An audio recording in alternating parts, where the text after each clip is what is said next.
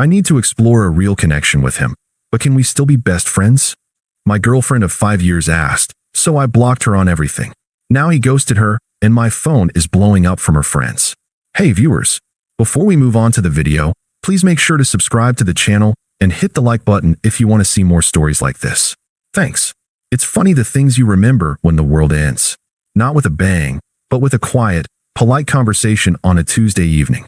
I remember the smell of roasted garlic and thyme from the chicken I'd made for dinner. I remember the specific way the setting sun was hitting the living room, painting everything in a warm, orange glow that felt like a lie. I remember the exact texture of the couch fabric under my fingers as I waited for Sarah to finally say what she'd been working up to for weeks. She'd been distant, a satellite slowly drifting out of orbit. Her phone, once left face down on the coffee table, was now a permanent extension of her hand. Her laughs at my jokes were a half-second too late. And everything was about Mark. Mark from work. Funny Mark. Creative Mark. You should hear his ideas, Liam. They're so outside the box. Mark who'd just gotten out of a long relationship and really gets it. I'm not an idiot. I knew the shape of what was coming. But after 5 years, you think you know someone. You think the foundation you've built is made of stone, not sand. She sat down opposite me, not next to me. That was my first clue. She pulled her knees to her chest, a defensive, girlish posture that used to make me feel protective. Now it just made me feel cold. We need to talk, she said, her voice soft and tremulous. The classic opener. I just nodded, my throat too tight to form words. I love you, she began, and a tiny, stupid flicker of hope ignited in my chest before she immediately smothered it. I love you so much. You're my best friend. You're my person. The but hung in the air between us, monstrous and inevitable. But, she continued, a single tear tracing a path down her cheek. She was crying, but the performance felt like it was for her benefit, not mine. To prove to herself how difficult and profound this all was. I feel like we've become roommates. There's no passion anymore. It's just comfortable. I said nothing. What was there to say? Yes, after half a decade, comfort is kind of the point. That's what we built. I've been doing a lot of thinking, she went on, filling my silence with her rehearsed speech. And I've been talking to Mark a lot. There it was. And it's made me realize I have needs that aren't being met. He awakens a part of me that, I don't know, it just feels dormant here. It's not your fault, she added quickly, the most insulting phrase in the English language.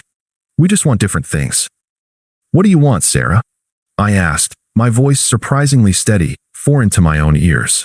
I need to see if this connection with him is real, she said, her eyes pleading with me to understand the magnitude of her journey. I can't live with the what if. I'd always regret it. You understand, right? This is so hard for me. The audacity was breathtaking. She was breaking my heart and asking for my empathy while doing it. So, you're leaving me. For Mark. I stated it flatly. I needed to hear her say it. It's not that simple, she insisted, crying harder now. It's not about leaving you. Not fully. What we have is too special to throw away. You're my best friend. That's why this is so impossible. She looked at me, her expression a twisted mix of grief and excitement. She was already gone, already picturing her new life, but she wanted to take a piece of me with her to make herself feel better. A security blanket, an emotional backup plan. And then she said it. The words that would forever be etched into my mind, the perfect summary of her selfishness. I need to explore this real connection with him, she said, sniffling. But can we still be us? Can we still be best friends? The silence in the room was absolute. The clock on the wall didn't tick. The fridge didn't hum. The world had stopped. My girlfriend of 5 years, the woman I thought I'd build a life with, had just confessed her emotional affair and requested a demotion to friend. She wanted to have her cake and eat it too, and she wanted me to happily hand her the fork. I looked at her, at the tears she genuinely believed made her the victim in this, and I felt something inside me shut down. The pain, the confusion, the begging words that were on the tip of my tongue, they all just vanished. They were replaced by a cold, clear, and shocking sense of clarity. She had shown me exactly who she was. She had handed me a manual on how to lose her. All I had to do was follow the instructions. I stood up. She looked up at me, expecting a fight, expecting me to bargain, to promise to be more passionate, to be more like Mark. I didn't give her any of it. I simply looked down at the woman I thought I knew and gave her exactly what she asked for. Okay, I said. The word was neutral. Final. It wasn't an agreement to her insane request. It was an acceptance of her choice. It was the sound of a door closing. Her eyes widened in confusion. This wasn't in the script. Okay, what does that mean? But I was already walking out of the room. I walked down the hall, into the bedroom, and closed the door. I stood there in the dim light, listening to the sound of her confused sobs in the living room. The world hadn't ended with a bang. It had ended with a single, calm, devastatingly simple word. Okay. The silence on the other side of the bedroom door didn't last long. It was broken by a soft knock, then her voice, thin and watery. Liam, can we please finish talking? I didn't answer. I stood in the center of the room, my mind already shifting gears. The emotional storm had passed, leaving behind a landscape of cold, hard facts. She had made her choice. My only choice now was how I responded. Begging, arguing, dissecting her twisted logic. That would all be fuel for her drama. It would make me a character in her story of self-discovery. I refused. I heard her sigh, then her footsteps retreating down the hall. A minute later, the faint sound of her phone conversation started. I couldn't make out the words, but the tone was the same performative distress from earlier. She was probably already talking to Mark, getting consolation for how hard this was on her. Good. Let her be distracted. I moved with a methodical calm I didn't know I possessed. This wasn't our apartment. It was hers. I'd moved in 2 years ago. That made it simple. I took my 2 large suitcases from the top of the closet and laid them open on the bed. The process was surgical. Clothes from the dresser. Shoes from the rack. I left the hangers. Toiletries from the bathroom cabinet. I didn't raid the shared shelf. I only took what was unequivocally mine. Toothbrush, razor, cologne. I left the half-empty bottle of the shower gel she'd bought me for my birthday. I worked for an hour, my movements quiet and efficient. Each item placed in a suitcase felt like a weight lifted. This wasn't my life anymore. These were just things. The bookshelf was the hardest. Our books were intermingled. I ran my fingers along the spines, separating my history from hers. A memory flashed, unbidden. Us in a used bookstore, her laughing as she pulled a dusty, old copy of a Vonnegut novel from a shelf and handed it to me. "This is so you," she'd said. I placed it in the suitcase. The memory could stay here. I took down the framed photo from my nightstand. It was us on a hiking trip, sunburnt and grinning, arms slung around each other. For a second, the pain threatened to crack the ice I was encased in. I didn't throw it away. I simply placed it face down in the bottom of the suitcase, beneath my socks. It was evidence of a closed case, not a treasure to be cherished. When the suitcases were full, I did a final sweep. Chargers, laptop, the good headphones. My important documents were already in a file box in the closet. I zipped the bags closed. The room looked largely the same, just with gaps. Empty spaces where my life had been. It was dark outside now. The apartment was quiet. I cracked the bedroom door. The living room was empty, the TV off. Her bedroom door was closed, a sliver of light underneath. She'd probably cried herself to sleep, exhausted by her own emotional theatrics. I texted my buddy Jake. "You awake? Need a quick favor." His response was immediate. "Always. What's up? Need a lift? And maybe your couch for a night or two." "On my way. 15 minutes. I carried my suitcases and the file box to the front door, moving as silently as a ghost. I didn't write a note. What could I possibly say? Gone. Good luck with your real connection. Any word from me would be a thread for her to pull on. I was leaving no threads. My phone buzzed. "Jake, outside." I took one last look around the apartment. The kitchen where we'd cooked together. The couch where we'd spent countless nights watching movies. It all looked like a museum exhibit of a life that was no longer mine. Then I opened the door, stepped through, and closed it behind me with a soft, final click.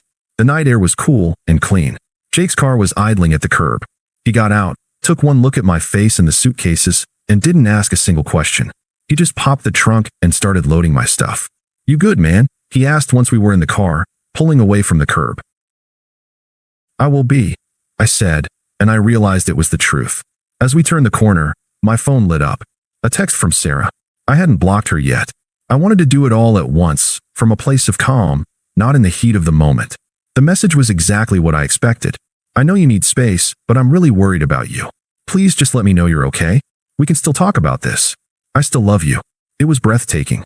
She'd ended it, chosen someone else, and now she was worried about me. She wanted to manage my emotions, to keep me on the hook. I didn't respond. I opened my phone's settings. I went to her contact. I pressed block this caller. A confirmation pop-up appeared. "Are you sure you want to block this contact?" I was sure. I did the same for her Instagram, her Facebook, her Twitter. I went through my contacts and preemptively blocked her sister, Chloe, and her 2 closest friends. I was building a fortress of silence. By the time we got to Jake's place, she was already gone from my digital world. It was the most peaceful I'd felt in weeks. The next morning, from the temporary safety of Jake's couch, I found a new apartment. It was a small, bland 1-bedroom that smelled of fresh paint and possibility. It had no history, no memories. It was perfect. I moved in a week later. The silence there was different. It wasn't the anxious silence of waiting for the other shoe to drop. It was my silence. And I started to fill it with things that were just for me. The weights clanking in the gym. The sound of a new podcast in my headphones on a long walk. The quiet focus of rearranging my books on a new shelf. I didn't wonder what she was doing. I didn't care. The first few days, my hand would still sometimes reach for my phone to tell her something funny I'd seen. But the habit quickly died. The muscle memory faded. She had asked if we could still be best friends.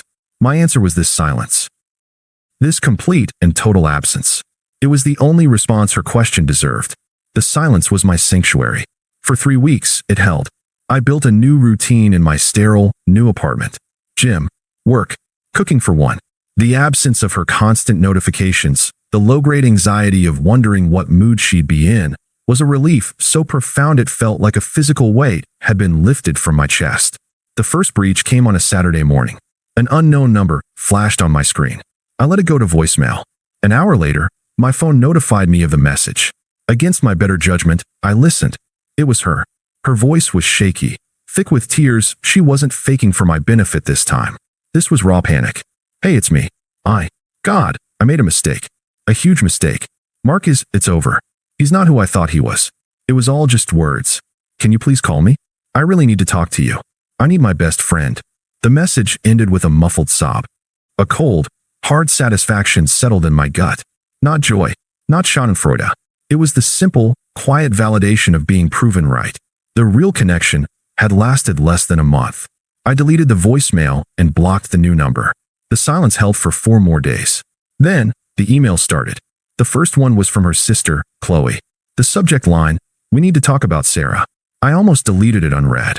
But a morbid curiosity got the better of me. "Liam, I know you probably don't want to hear from me, but I'm seriously worried about my sister. She's a mess. She's not eating. She's crying all the time. This thing with Mark blew up in her face. Apparently, he was just using her to make his ex jealous or something. Pretty pathetic. Anyway, she's devastated. And I know what she did was shitty, but are you really going to abandon her after 5 years over one little mistake? She loves you.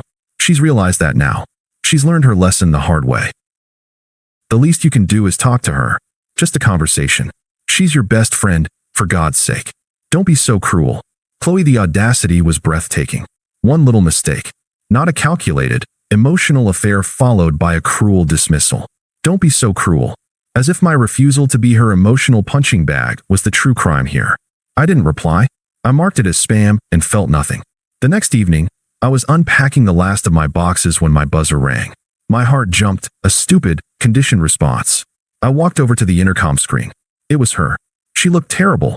Her hair was pulled back in a messy ponytail. Her face was pale and blotchy, and she was wearing the same hoodie I'd seen her in 100 times.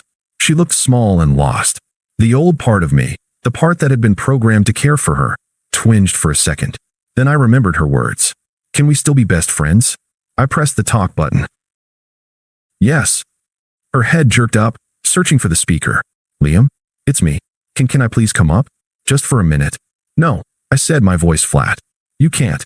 "Please," she begged, her voice cracking. "I just need to talk to you. I made a mistake. A huge, huge mistake."